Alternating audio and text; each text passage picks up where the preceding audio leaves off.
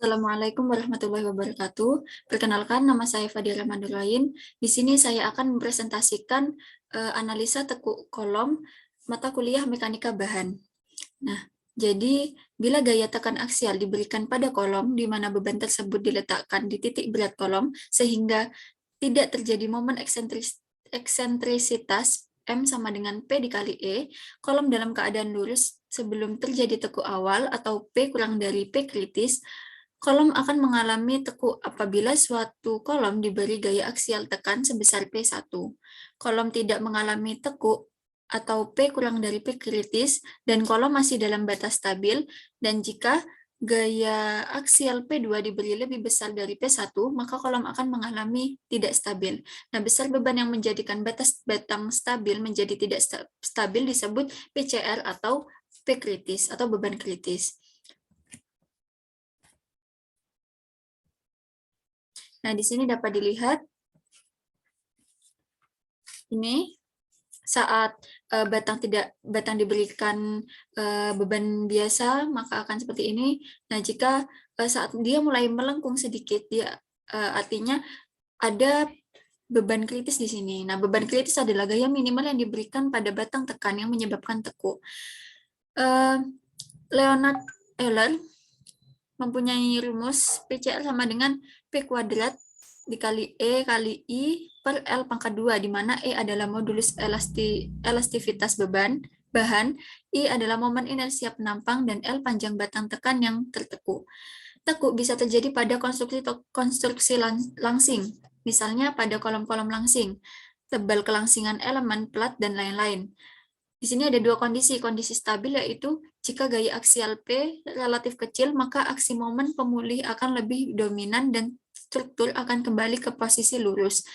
Kondisi tidak stabil yaitu jika gaya aksial P besar, maka peralihan lateral di B akan bertambah dan batang akan berotasi pada sudut yang besar, dan semakin besar akhirnya struktur akan mengalami keruntuhan akibat tekuk dalam arah lateral.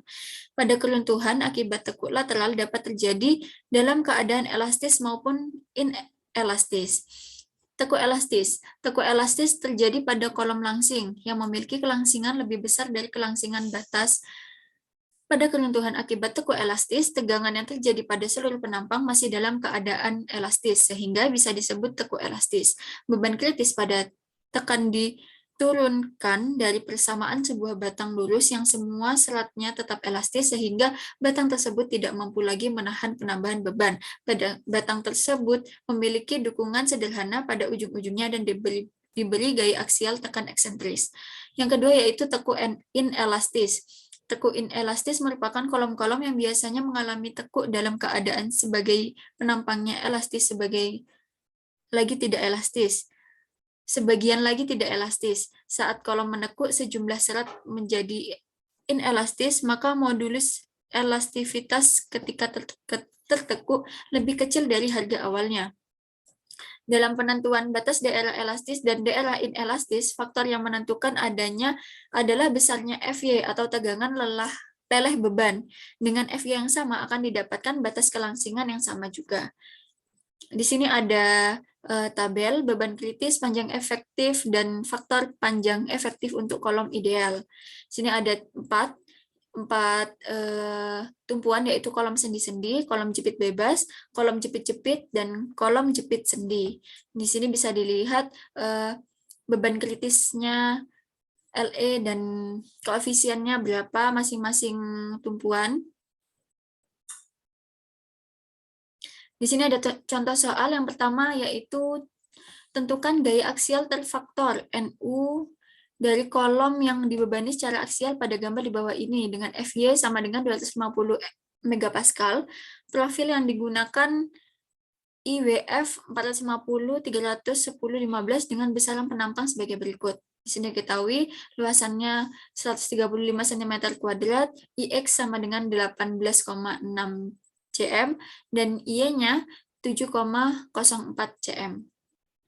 Dengan L4, maka yang pertama itu kita menentukan rasio kelangsingannya. Seperti ini dengan K, karena kondisinya jepit dan sendi, maka K-nya itu 0,8.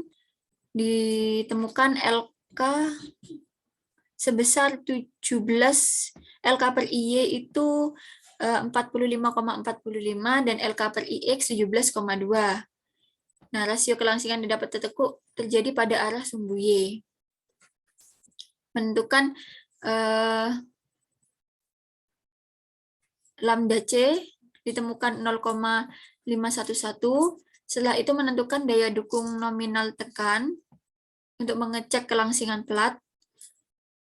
Di sini lambda F kurang dari lambda Y, maka betul. Nah, jadi tidak terjadi tekuk lokal. Rumusnya seperti ini, NU sama dengan AG dikali FCL sama dengan dan dapat digunakan W-nya 1,137. Setelah itu mencari daya dukung nominal. NN sama dengan AG dikali FY per W. Ditemukan 2968,3 kN. Setelah itu menentukan gaya aksial terfaktor NU dan ditemukan 2523 kN. Selanjutnya, contoh soal yang kedua yaitu hitunglah tahanan tekan rencana dari masing-masing komponen struktur tekan yang ditunjukkan pada gambar di bawah ini. Di sini kita mendapatkan kondisi kolom dengan sendi-sendi. Dengan ini kita mencari dari arah sumbu kuat yaitu X dan arah sumbu lemah Y. Diketahui tahanan pada sumbu X adalah 46,32 Newton. Setelah itu tahanan pada sumbu Y adalah 32,31 ton. Yang ketiga, soalnya hitunglah tahanan tekan rencana dari masing-masing komponen struktur tekan yang ditunjukkan pada gambar di bawah ini. Dengan kondisi kolom jepit-jepit, ini diketahui WF 250 dikali 250 dikali 9 kali 14 dengan BC 55. Data-datanya seperti ini. Sama seperti yang sebelumnya, kita mencari arah sumbu kuat X dan arah sumbu lemah Y. Di sini didapatkan tahanan pada sumbu X adalah 27,17 ton dan tahanan pada sumbu Y adalah 16,31 ton. Contoh soal yang terakhir yaitu dengan kondisi jepit bebas.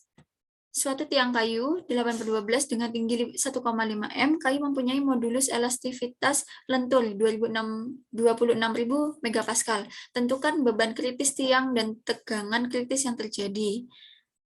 Maka kita mencari I-nya dulu, 1/12 dikali BH pangkat 3, 80 kali 120 pangkat 3, ditemukan segini. Setelah itu mencari beban kritisnya, Pi kuadrat dikali E dikali I per L pangkat 2. Ditemukan 1313841 Newton. Setelah itu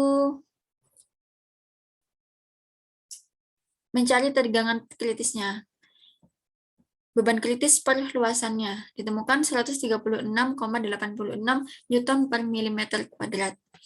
Nah, sekian presentasi dari saya. Mohon maaf bila ada kesalahan tutur kata yang kurang berkenan. Wassalamualaikum warahmatullahi wabarakatuh.